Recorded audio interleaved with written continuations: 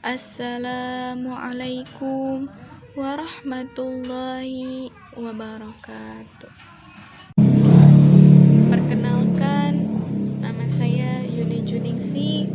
Di sini saya perwakilan kelompok 3. Saya akan mengulang review materi mabni baru 2020 yang sudah saya dapat atau yang saya ketahui. Di sini saya akan menjelaskan kode etik mahasiswa. Jadi kode etik mahasiswa itu terbagi menjadi 36 pasal. Saya akan menjelaskan beberapa pasal yang saya ketahui, yang mana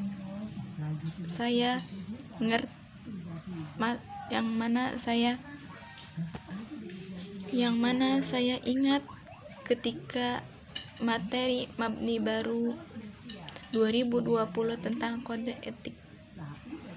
Jadi pasal pertama itu menjelaskan tentang tujuan.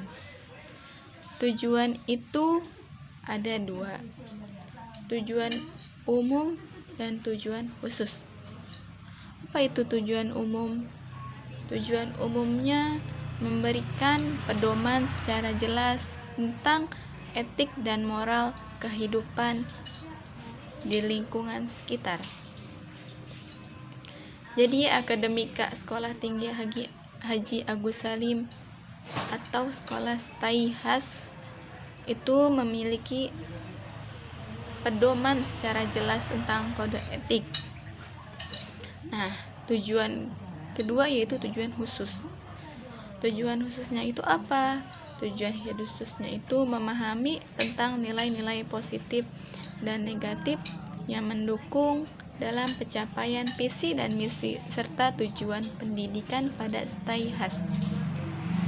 Yang kedua, pasal yang kedua itu menjelaskan tentang pengertian umum, ketentuan dan pedoman kode etik mahasiswa. Jadi bahwa setiap manusia wajib dalam pelaksanaan kode etik dan setiap mahasiswa selalu berada dalam pengawasan kode etik mahasiswa. Maka jika mahasiswa yang melanggar atau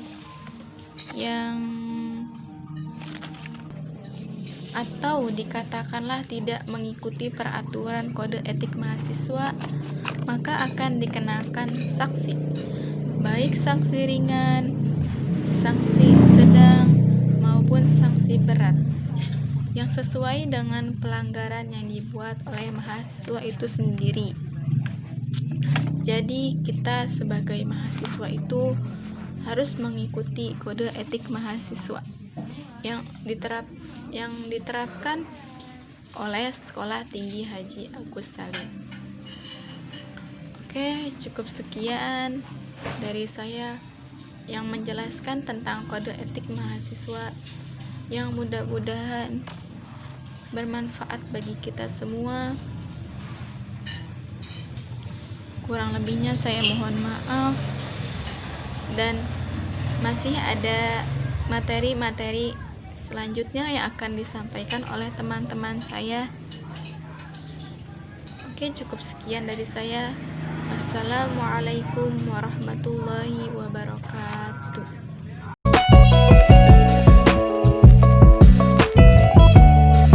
Bismillahirrahmanirrahim. Assalamualaikum warahmatullahi wabarakatuh. Saya Uswatun Hasanah di sini akan mereview webinar dalam bentuk video dengan materi Tridharma. Tridharma perguruan tinggi. Setiap perguruan tinggi atau universitas memiliki Tridharma.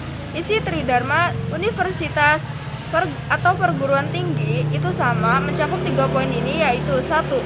Pendidikan dan pengajaran, 2. Penelitian dan pengembangan, 3. Pengabdian terhadap masyarakat. Secara umum, Tridharma perguruan tinggi merupakan salah satu tujuan yang harus dicapai dan dilakukan oleh setiap perguruan tinggi di Indonesia.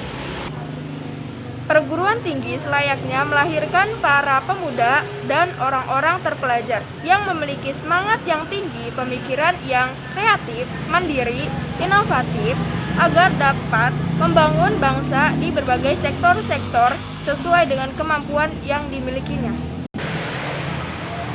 Masuk poin pertama, yaitu pendidikan dan pengajaran. Ini untuk dosen ya, yaitu usaha sadar dan terencana untuk mewujudkan suasana belajar dan proses pembelajaran agar peserta didik secara aktif mengembangkan potensi dirinya untuk memiliki kekuatan spiritual keagamaan, pengendalian diri, kepribadian, kecerdasan, akhlak mulia, serta keterampilan yang diperlukan dirinya, masyarakat, bangsa, dan negara. Poin kedua, penelitian dan pengembangan atau research and development adalah hal yang harus senantiasa dilakukan oleh bangsa ini jika ingin maju dan berkembang. Tentunya itu akan berdampak kepada majunya ekonomi, pendidikan, sosial, dan sektor-sektor lainnya di masyarakat. Nah, dari 2 poin di atas tentunya ada satu hal lagi yang digunakan untuk melengkapi, yaitu pengabdian kepada masyarakat. Menurut saya pengabdian kepada masyarakat ini sangat penting ya. Tanpa jiwa dan semangat pengabdian kepada masyarakat tentu saja tidak ada artinya. Janganlah jadi mahasiswa yang egois, mementingkan diri sendiri tanpa peduli terhadap masyarakat, tidak peduli terhadap masyarakat. Nah, dari pengabdian kepada masyarakat ini tentunya kita harus memiliki visi dan misi. Visi adalah gambaran besar tujuan utama dan cita-cita. Misi tersendiri ialah pengembangan atau langkah-langkah yang akan dilakukan untuk mencapai atau mewujudkan visi tersebut. Jadi visi itu gambaran besar tujuan cita-cita kita, sedangkan misi gerakan kitanya untuk mencapai visi tersebut. Nah, dengan ini kita juga harus bisa bersosialisasi terhadap siapapun dan juga harus memiliki public speaking yang bagus. Nah, dengan ini kita baru bisa dikatakan mahasiswa yang sesungguhnya. Itu menurut saya, jangan hanya ingin memiliki gelar atau dicap sebagai seorang mahasiswa atau sarjana. Nah, kata-kata ini yang benar-benar sangat bermotivasi buat diri saya sendiri. Mohon maaf, lu tidak ingat siapa yang mengatakan dosen waktu itu, orang yang sukses ialah orang yang bisa mensukseskan orang lain. Jazakumullah khair, Pak. Alhamdulillah. Kurang lebihnya mohon maaf, hanya itu saja. Wassalamualaikum warahmatullahi wabarakatuh.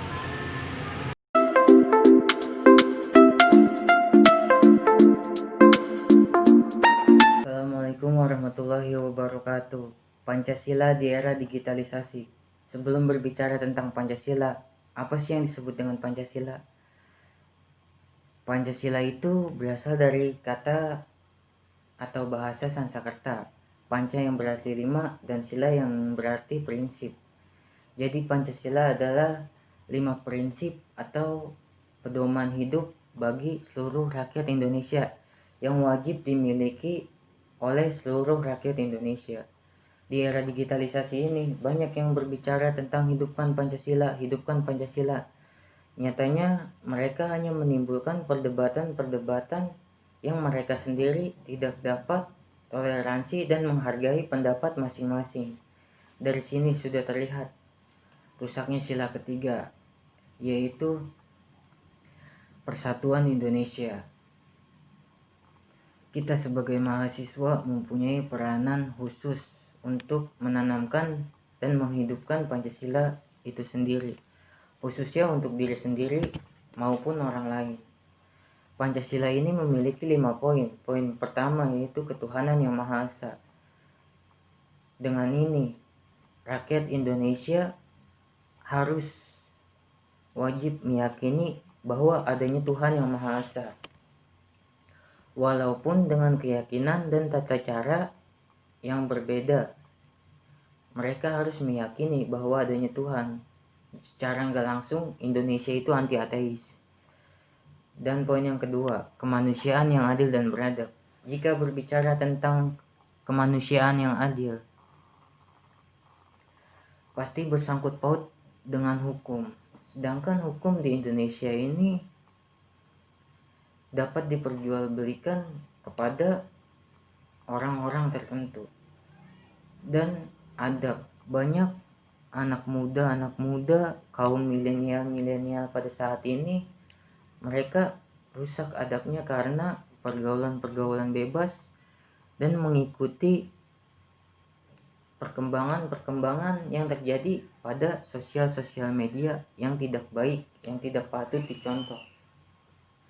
Tapi tidak bisa dipungkiri, kemajuan teknologi ini mempermudah kita untuk mengetahui dan mempelajari suatu hal, ilmu sosial, ilmu ilmiah, dan sebagainya. Jadi tergantung bagaimana kita harus dapat membedakan mana yang baik untuk kita dan mana yang buruk untuk kita. Poin selanjutnya, persatuan Indonesia. Negara Indonesia ini memiliki banyak budaya, suku, ras, dan agama. Disinilah kita diikat oleh sila ketiga. Walaupun banyak perbedaan di antara kita tetap satu, yaitu bangsa Indonesia. Atau bisa disebut juga dengan Bhinneka Tunggal Ika, berbeda-beda tetap satu jua. Poin yang keempat, kerakyatan yang dipimpin oleh hikmat kebijaksanaan dalam permusyawaratan perwakilan. Negara Indonesia ini memiliki sistem pemerintahannya yaitu presiden. Presiden dipilih secara langsung oleh rakyatnya secara demokrasi. Terus poin yang kelima, keadilan sosial bagi seluruh rakyat Indonesia. Keadilan ini tidak diberikan kepada hanya orang-orang tertentu saja, tapi menyeluruh. Jika itu rakyat Indonesia, mereka dapat harus memiliki hak dan kewajiban yang sama atas negaranya itu sendiri. Tidak membedakan kasta, derajat, status sosial, dan lain sebagainya. Jadi intinya, jika kita ingin menghidupkan Pancasila, kita tidak cukup hanya untuk memberikan poin-poin ini loh Pancasila, tapi kita juga harus menanamkan kepada diri kita prinsip-prinsip Pancasila itu sendiri. Karena pada dasarnya Pancasila itu prinsip, bukan hanya sekedar lambang atau tulisan. Garuda hanyalah lambang kosong. Dan tulisan-tulisan kelima poin sila itu hanya sekedar tinta yang tertulis di kertas putih. Sekian dari saya. Wassalamualaikum warahmatullahi wabarakatuh.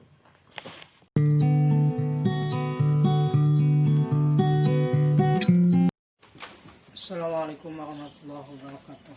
Dalam pertemuan kali ini kita akan membahas Islam Nusantara. Islam adalah agama yang dibawa oleh Rasulullah SAW. Sedangkan Nusantara dalam Kamus Besar Bahasa Indonesia adalah sebutan atau nama bagi seluruh kepulauan yang ada di Indonesia.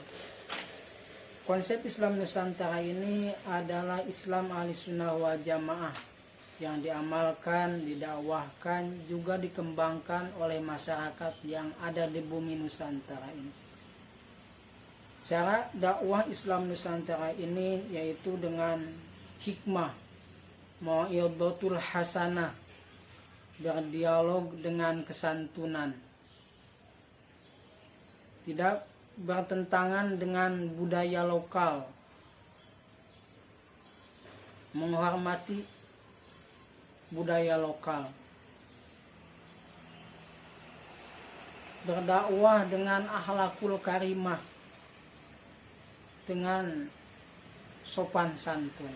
Maka ini cara dakwahnya Islam Nusantara. Islam masuk ke Nusantara ini penyebarannya cukup lama, perkirakan sekitar abad 7 sampai 13 Masehi. Para ahli sejarah berbeda pendapat dalam masuknya Islam ke Nusantara ini. Ada yang mengatakan dibawa oleh pedagang dari Arab. Ada yang mengatakan masuknya Islam ke Nusantara ini dibawa oleh pedagang dari Persia. Ada juga yang mengatakan masuknya Islam ke Nusantara ini dibawa oleh pedagang dari Hindia, pedagang Gujarat. Maka pertama kali masuk Islam ke Nusantara ini yaitu ke negeri Perlak, yaitu Aceh Timur, yang kita sering dengar Aceh itu dijuluki dengan kota Serambi Mekah. Dari situlah, dari negeri Perlak Aceh Timur, menyebar luaslah agama Islam. Singkat cerita, di abad ke-12 kerajaan Hindu-Buddha yang ada di Nusantara ini mengalami kemerosotan. Juga di akhir abad ke-13 muncullah kerajaan-kerajaan Islam, yaitu Kerajaan Samudra Pasai dan Kesultanan Malaka. Juga pada akhir abad ke-15 Kerajaan Majapahit yang ada di Pulau Jawa mengalami kemerosotan, sehingga muncullah kerajaan-kerajaan Islam, yaitu Kerajaan Demak, kerajaan yang pertama kali ada di Pulau Jawa, disusul dengan Kerajaan Kesultanan Banten, juga Kerajaan Kesultanan Cirebon, itu yang ada di Pulau Jawa. Juga kerajaan-kerajaan Islam yang ada di luar Pulau Jawa, yaitu Kesultanan Ternate, itu juga Kesultanan Goa, yaitu ada lagi Kesultanan Banjar. Itulah nama-nama kerajaan Islam yang ada di luar Pulau Jawa. Dari situlah, dari Pulau Jawa dan dari luar Pulau Jawa berkembanglah pesat penyebaran agama Islam hingga sampai saat ini. Ada kata bijak mengatakan, barang siapa yang tahu sejarah maka hidupnya akan terarah. Begitu juga kata pepatah mengatakan, banyak baca banyak tahu, sedikit baca sedikit tahu, tidak pernah baca tidak pernah tahu. Maka oleh sebab itu budayakanlah membaca. Assalamualaikum warahmatullahi wabarakatuh.